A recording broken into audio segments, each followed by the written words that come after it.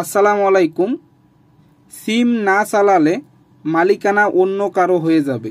হ্যাঁ বন্ধুরা, আমরা অনেকেই আছি 4টা-5টা সিম কিনে বাসায় ফেলে রাখি অথবা ব্যবহার করি না। আপনি কি জানেন সেই সিমটি অন্য কারো মালিকানাধীন হয়ে যাবে? আজকে আমি বলবো, আপনারা যদি সিম কিনে ফেলে রাখেন অর্থাৎ অ্যাক্টিভ না করেন এবং না চালান, তাহলে কিন্তু সেই সিমের মালিক আপনি আর হতে পারবেন না। অর্থাৎ সেই সিমের মালিকানা অন্য কেউ নিয়ে নেবে, ঠিক আছে?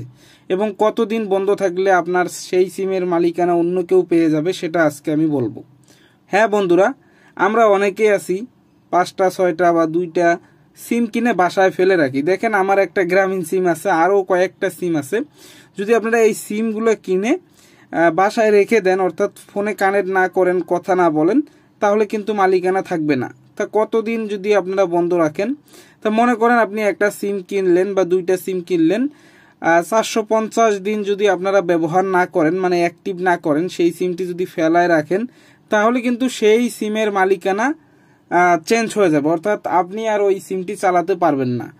তা আমরা অনেকেই আছি সিম কিনে ফেলায় রাখি, বছরের পর বছর যায়, সেই বছরের পর বছর যাওয়ার পরে কিন্তু সিমটি ব্যবহার করি না বা পরে ব্যবহার করতে চাই, এতে কিন্তু আপনার মালিকানা থাকবে না।